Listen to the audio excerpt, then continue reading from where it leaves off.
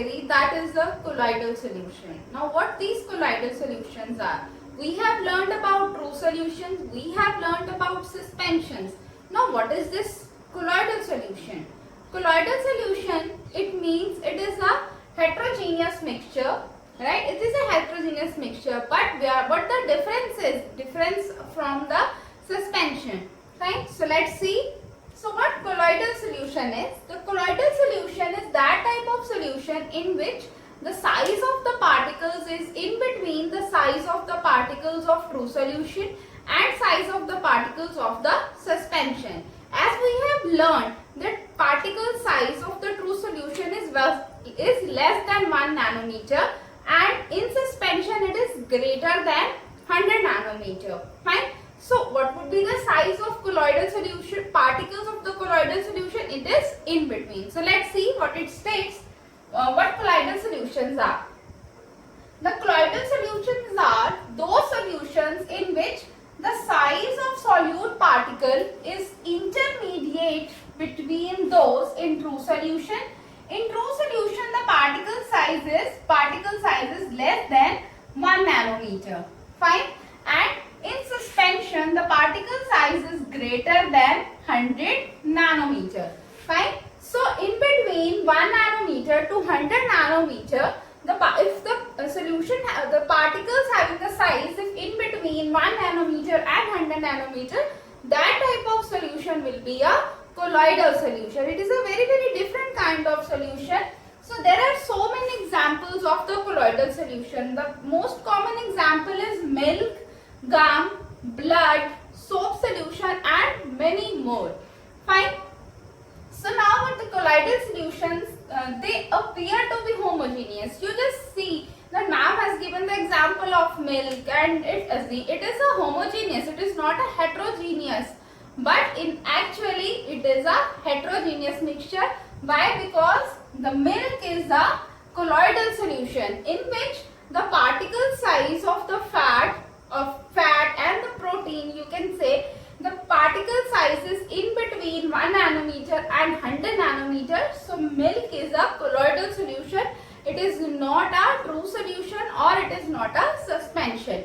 True solution means it will be a homogeneous mixture and particles do not settle down. So particles do not settle down in milk. Fine. It is also not a suspension because the particles are not settled down. Fine. So particles are suspended throughout the solution. So it is a colloidal solution. Now the property of this colloidal solution is they appear to be homogeneous, but in actual they are heterogeneous in nature. Like, okay, so colloidal solution is composed of the two parts, that is dispersed phase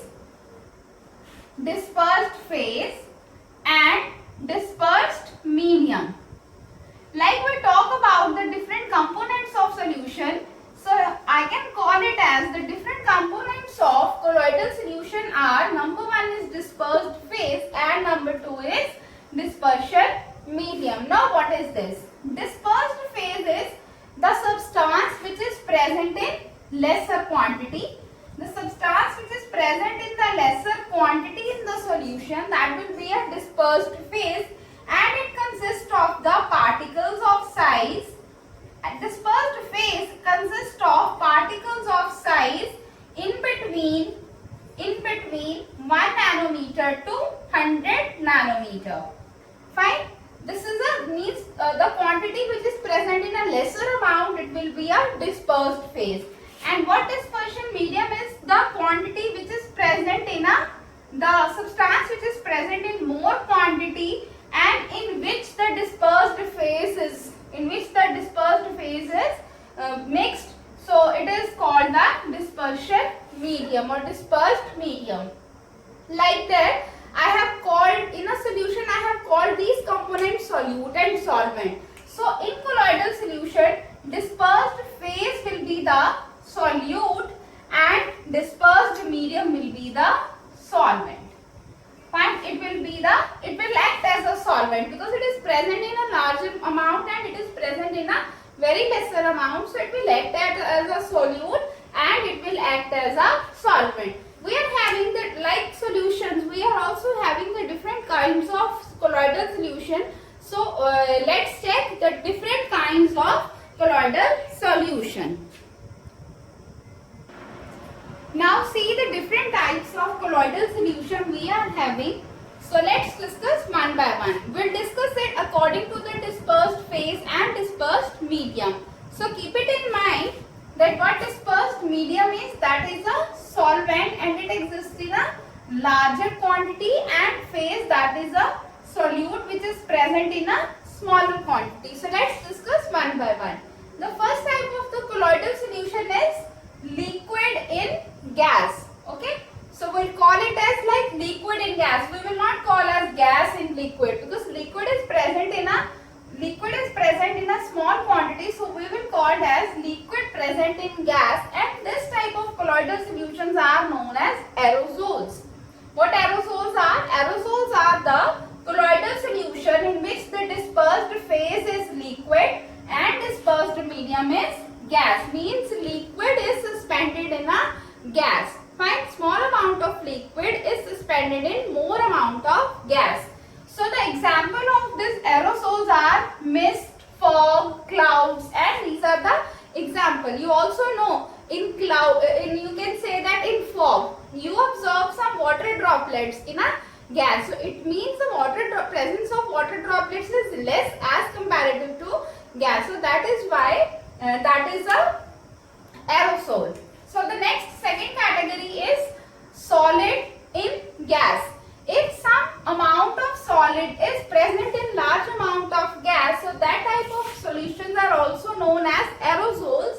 For example, smoke and dust. Dust means the solid particles of the dust, they are suspended in a large amount of gas, so that is also a colloidal solution. Fine. So the third one is if the dispersed medium is a liquid. Now liquid is present in a large amount. So we'll discuss. Firstly, if the dispersed phase is gas, means the gas present in a liquid. So the gas present, if some gas is present in the liquid, the type of colloidal solution is known as foam. The colloidal solution is known as foam, and the example you know, that is a soda water. Fine, example of foam is a soda water, and many more examples of this are fine. So now the fourth one is the liquid present in a liquid. Dispersed phase is liquid and dispersed medium is also a liquid. When the two liquids mix together, so they form a colloidal solution, and that colloidal solution is known as emulsions. This is very important term. What emulsions are? Emulsions are the colloidal solution in which the dispersed phase is liquid. Also the dispersed medium is also a liquid. Fine. The examples of emulsions are milk, some medicines. So these are the examples of emulsions. The next category is solid in liquid. Fine. If some amount of solid is present in a liquid, so that type of colloidal solutions are known as sols. Fine. It is known as sol. Solid present in a liquid. So what sols are? Sols are the colloidal solution in which the dispersed phase is solid and dispersed medium is liquid. So examples of the sols are paint, mud, and many more. Fine. So the next category is if gas is present in solid. Now we will talk about the dispersion medium, the solid dispersion medium we will talk about. Means now the solid is present in a large amount and the gas is present in small amount. If some gas is entrapped between the solid, that type of colloidal solution is known as also foam. Gas in liquid is also known as foam. Gas in solid is also known as foam. And the example of it is, the simple example you can understand with the help of a sponge. Sponge is the solid and the gas is entrapped in between. Right? So the next category is liquid in solid. Means if some amount of liquid is present in solid, that type of colloidal solutions are known as gels. And you can see the example of gels, jelly beans, cheese, and these all are the examples of gel. Fine. So the next category, last, that is if dispersed phase and dispersed medium both are solid, means solid in solid, so that type of colloidal solutions are known as solid gels. Fine, so this is known as solid gels. The examples of the solid gels are alloys, some gemstones, right? So we are having these kinds of colloidal solution. What are they? Aerosols, foam, emulsions, sols, foam, right? Gel and solid gel. Now, what are the different characteristics of colloidal solution? What are the different properties of the colloidal solution? Now we will discuss. Firstly, we will discuss the different characteristics of the colloidal solutions showed by them. Now, two main characteristics are shown by the colloidal solution. Colloidal solution show two main characteristics. The first characteristic is the Brownian movement and the second characteristic is Tyndall effect. Fine, so let's discuss what is it, what is Brownian movement and what is the Tyndall effect. So firstly, what is the Brownian movement? Brownian movement means the colloidals, the movement of the colloidal solution, the movement of particles of the colloidal solution is random. They are randomly moving in any direction. So the random movement, we can also call it as a zigzag. It is also called as zigzag movement, like this. The particles of the colloid are moved like this, like this, like this, like this. Fine. So movement of the colloidal particle is like this only. They are moving a zigzag. It is moving a zigzag movement. So that type of movement is known as Brownian movement. Fine. So firstly, you have to understand what Brownian movement is. Brownian movement means the random movement, or you can say that the zigzag movement of the particles shown by the particles, that is known as Brownian movement. Now, why it is the reason? What is the reason for the Brownian movement? Brownian movement happens due to the collision of particles. Collision of particles. Particles collide with each other.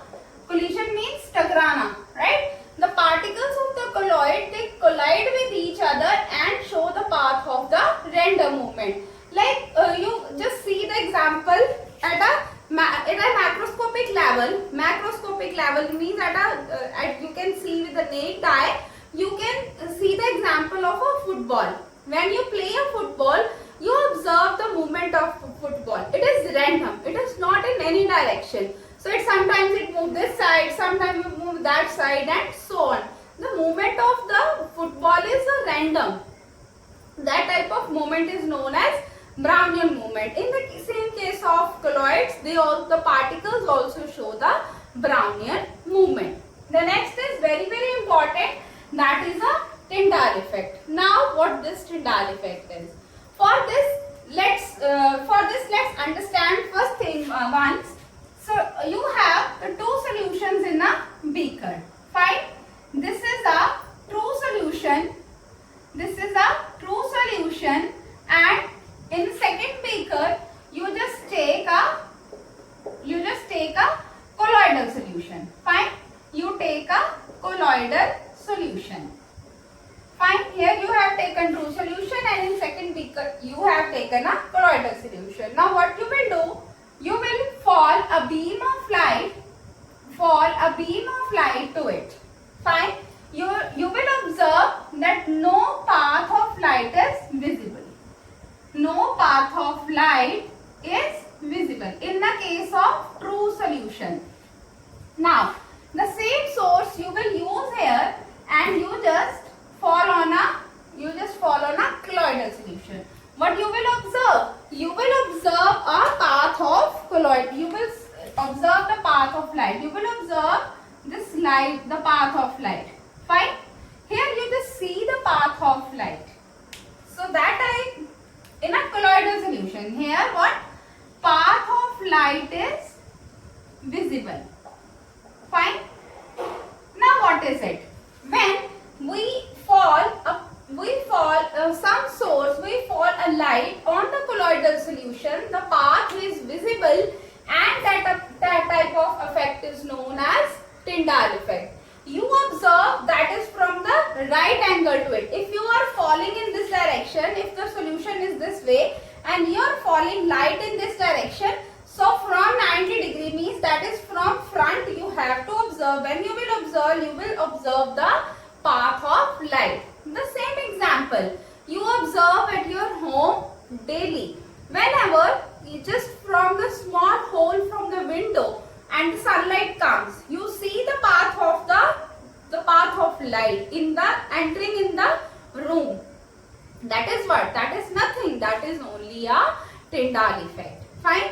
This is only the Tyndall effect. What Tyndall effect is?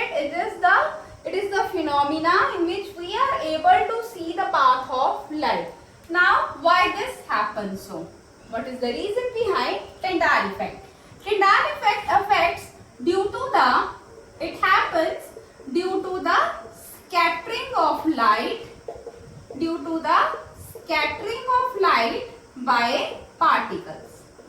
The particles of the light, when the light fall on it, the particles present in the colloidal solution, they scatter the light. So that is why the path of light is visible.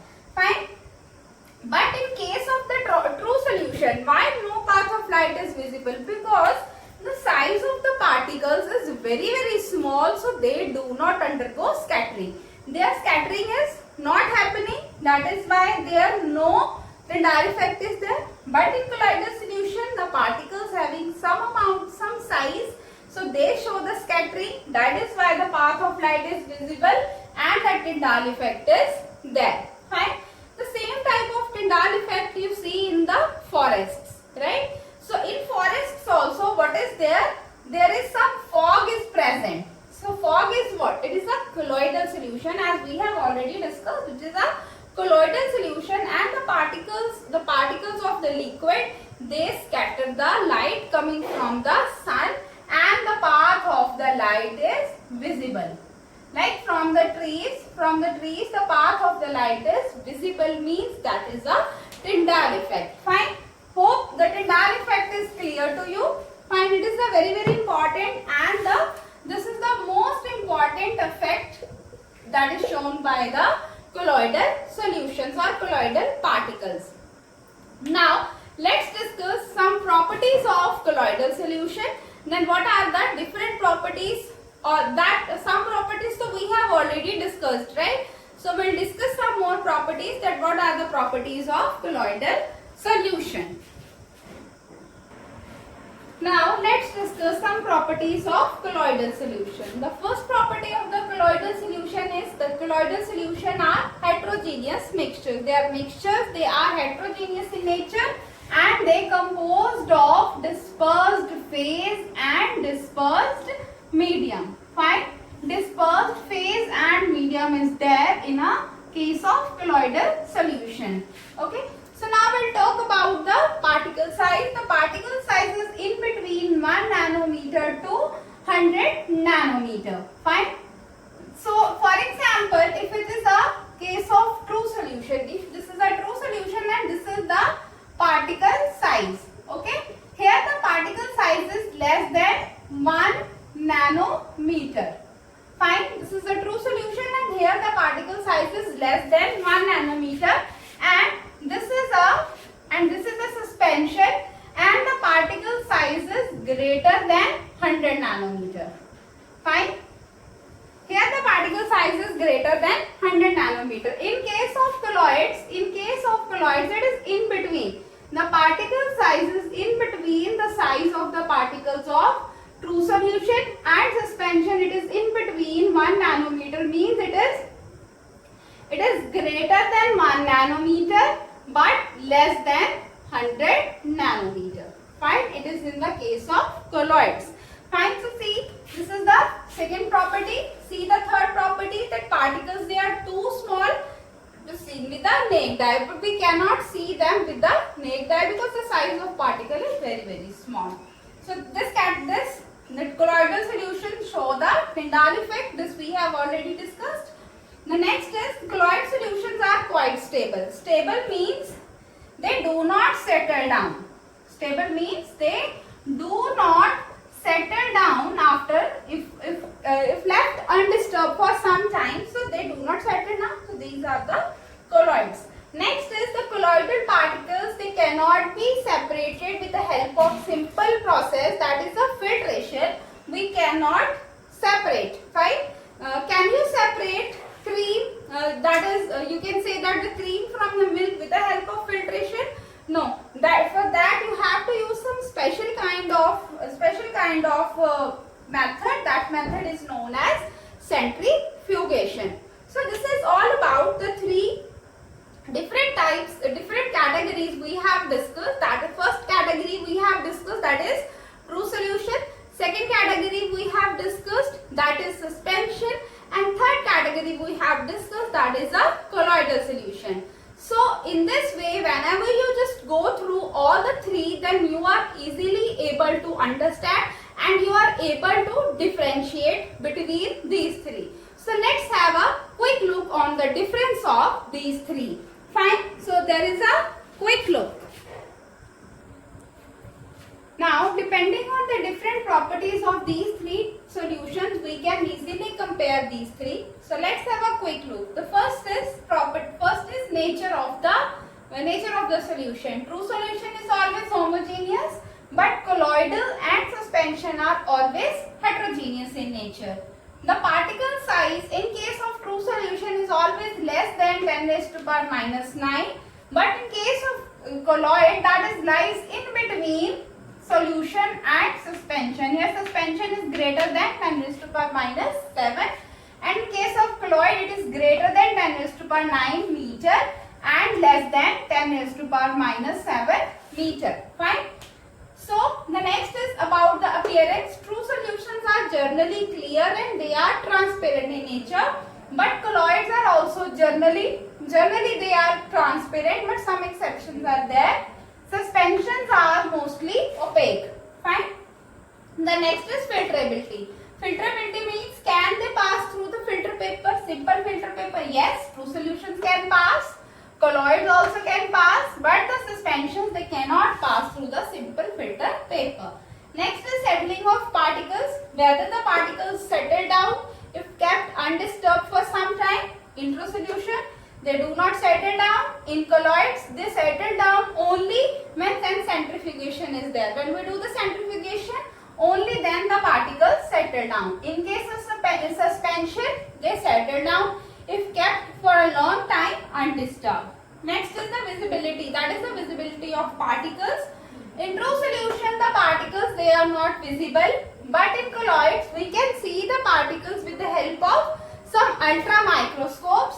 But in case of suspension, the particles are mostly visible with the help of naked eye or with a simple microscope.